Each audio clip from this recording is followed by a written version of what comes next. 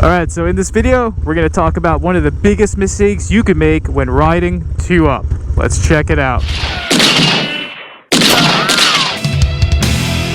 What's going on, YouTube? FXDLS Brooklyn is back in the building. As you can see, we're coming at you live from the 01 FXDX Bushwick bike, show you no mercy at all. And of course, we are riding 2-up today. And I figured what better time than to talk to you about a recent miscalculation and mistake that your old friend FXDLS Brooklyn made. And of course, the comment section, as always, was not shy to let me know it. Not that I didn't call myself out on it. So what I'm referring to is, I did a recent video where,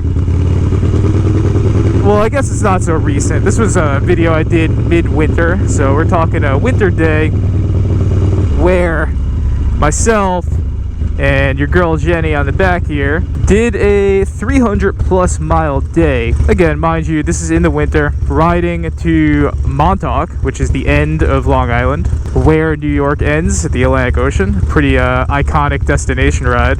So we did the ride, and basically, if you saw that video, there's multiple points in the ride as we get like 100 miles out, as we get 200 miles into the ride, where we're like, what are we doing? Why are we doing this? I'm all about paying the iron price, but what we were doing was ridiculous. So in the video, I talk about my concern was for the lady on the back here being cold because she was not running heated gear, which was my concern. I closed the video out when we were only halfway through the ride. So I think I closed the video out when we were maybe 150 miles into the ride. The biggest takeaway from that ride, probably the biggest lesson learned, was, again, as I title this video, one of the biggest mistakes you could make when riding 2-up is assuming you're not doing a little get around town ride or just a ride that's, you know, under 50 miles, I would say. One of the biggest mistakes you can make is doing the ride with a passenger without having a proper backrest situation. Because at the end of the day, it wasn't the cold that made that ride so insanely difficult, especially for the girl on the back, but it was actually the fact that there was no backrest that made it, probably by the second half of it, a pretty spicy ride, to put it lightly.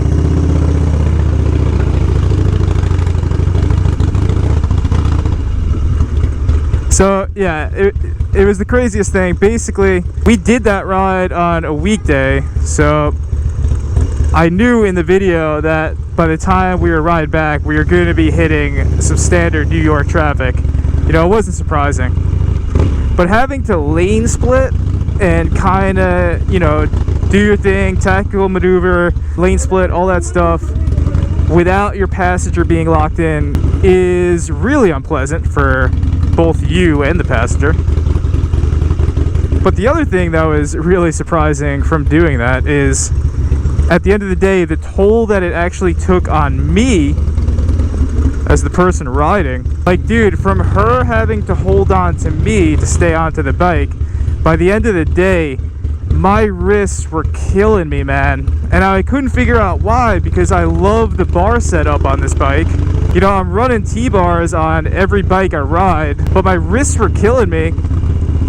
And I just, for the life of me, couldn't figure out why. And then I realized that, again, by the time we finished the ride, her and I literally got off the bike and just like collapsed into the grass laughing at how stupid that idea was that we did. But also, you know, it's also those rides that are most memorable, when you go beyond the iron price and dip into a little bit of hell. Again, for me, those rides are always the most memorable. So we were just talking about it. We're laying in the grass like, what the hell was that 300 miles?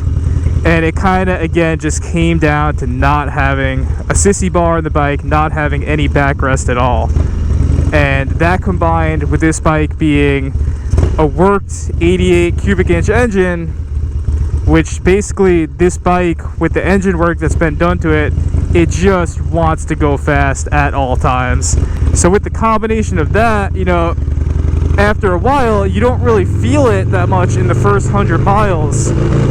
But when you have 300 miles of your passenger putting pressure to bring you back, and then you're compensating that pressure on your wrists and on your bars, you'll feel that, dude. You're gonna feel that. I definitely started to feel it probably about 200 miles in, where again, it had me questioning the bar setup on this bike. Like, is there something wrong with this bar setup? But no, I think at the end of the day, it really just came down to my passenger not having proper back support, which was just creating a really uncomfortable situation for her, obviously, and as a result, creating a pretty uncomfortable situation for me, the rider. So a lot of you, especially in the videos where you do see me riding 2-up with Jenny, do have a lot of really good questions, especially the newer riders who have not yet ridden 2-up have a lot of good questions. So for anyone who's doing it for the first time or who's just trying to get it dialed in, again, for someone who's been doing it for 6+ years at this point, I can honestly tell you that the biggest game changer for your 2-up riding is 100% your passenger having a backrest. Does it not look great on the bike? Absolutely. Dyna, for me, is always going to look best without a sissy bar.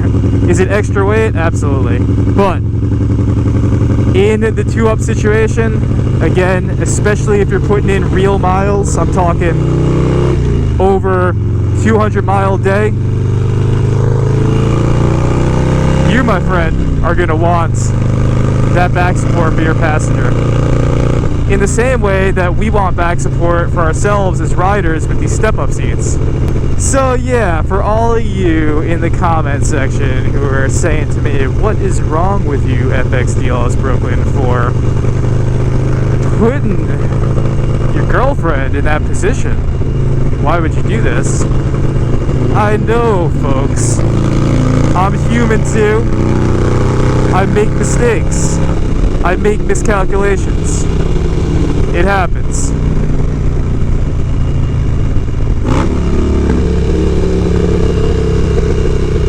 But I always make sure to correct my miscalculations and my mistakes.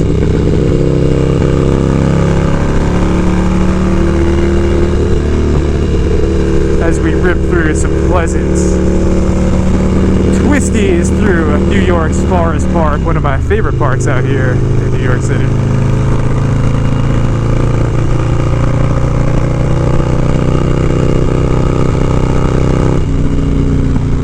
But yeah, that's the thing with this girl, you know, she's putting in a lot of miles with me at this point over the years, and a lot of those have been really hard miles.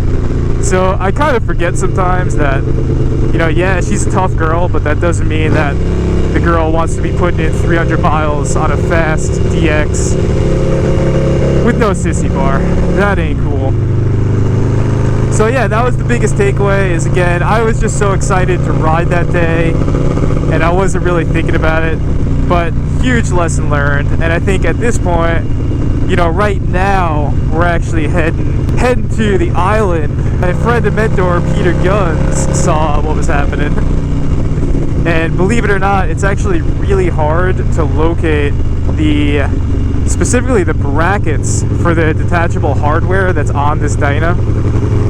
So he kind of saw that my girlfriend was damn near ready to leave me over these unpleasant rides we were getting in. So he actually, on the house, just gave me brackets that he had that could fit a sissy bar on this bike. So thank you, as always, Peter Guns, man. You may have saved my relationship with that one. So we're gonna head to the island. The bike currently still does not have a sissy bar on it, but I don't think it's, you know, we're talking under 50 miles. So I think after a day like that, the girl can handle that, and my wrist can handle it too. It's not a big deal. It's more, again, when you're going over that 100-mile range, that you're going to start to have some issues. But yeah, I'm heading to the island, so I'm probably going to check out one of the dealerships out there just to see if they have a sissy bar itself that can slide and bolt into the brackets, because I'm pretty sure that is universal, or maybe it is. I guess we'll find out pretty soon. And then that'll be it, man. This bike will then be prepared to do those types of miles. But that's all I got for this one, folks. For anyone that is riding 2-up, I'll do a separate video because there are a couple other important things to consider when you are riding 2-up. But if there's one thing in terms of a mistake that you don't want to make, it's don't throw your passenger on that bike without a proper backrest. It ain't cool, man. It just ain't cool. But as always, stay safe out there. Good way to stay safe when you're riding 2-up is to keep you and your passenger comfortable when you're doing those fast miles. Especially if there's other factors out there, like it being winter. Stay low out there. Outride your demons. Pay the iron price. And on that, FX DLS Brooklyn is out.